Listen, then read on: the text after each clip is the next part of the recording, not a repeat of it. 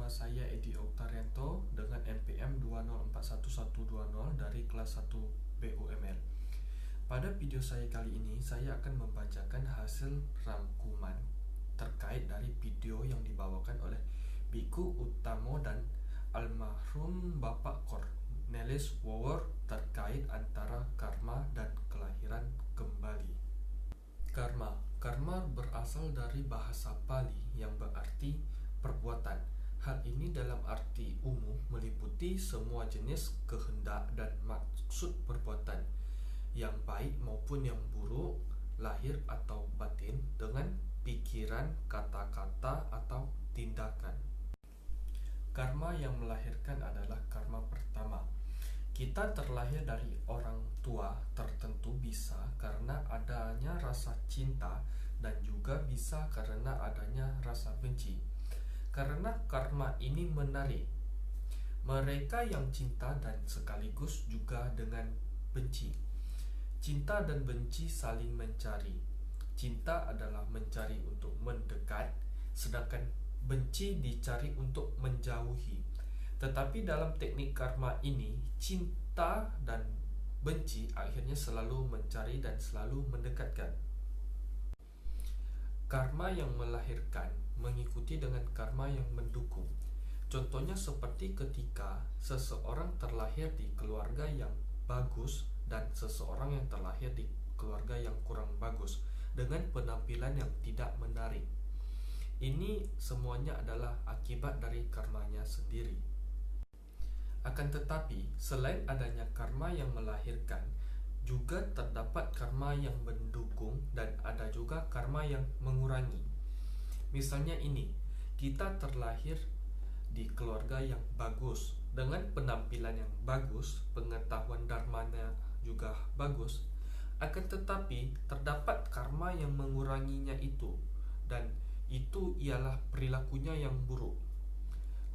Contohnya seperti ketika kita sedang membeli sesuatu, akan tetapi kita berbohong untuk mendapatkan harga yang lebih sedikit atau murah, maka harta kita bisa hilang lebih banyak dibandingkan harga yang tadi kita korup itu.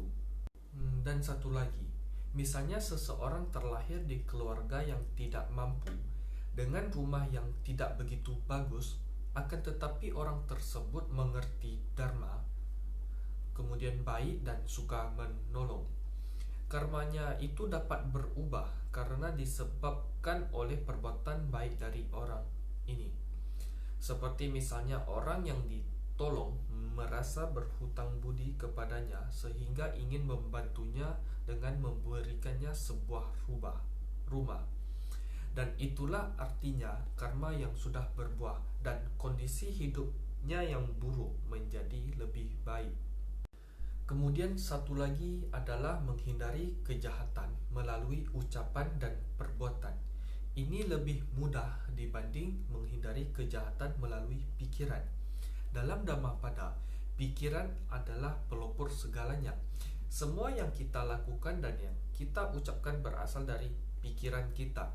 Oleh sebab itu, kita harus selalu mengembangkan pikiran positif dengan cara mengisi pikiran-pikiran kita setiap saat dengan kata-kata yang baik, seperti semoga semua makhluk hidup berbahagia dan lain sebagainya.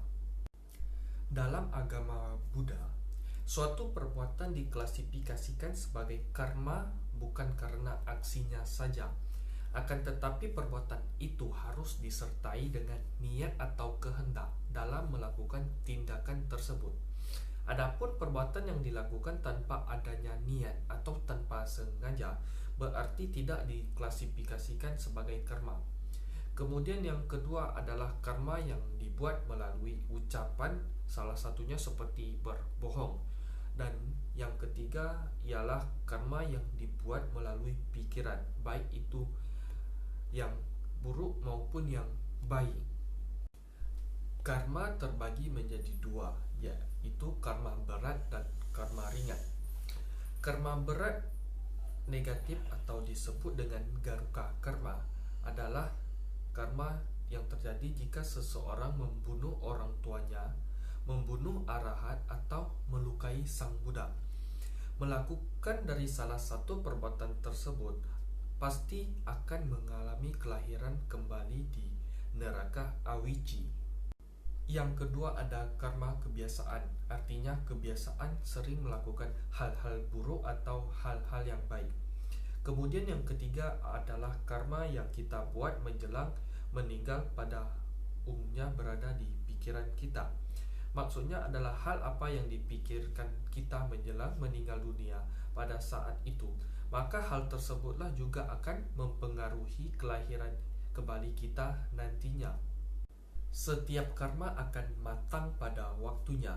Artinya, setiap perbuatan yang baik maupun yang buruk, jika tidak mengalami efeknya pada kehidupan sekarang ini, maka bisa juga mengalami efeknya pada kehidupan selanjutnya.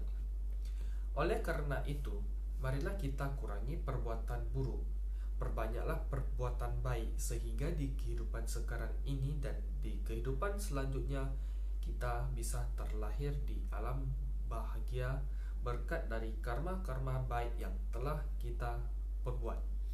Dan juga semoga semua makhluk hidup berbahagia. Sadu, sadu, sadu.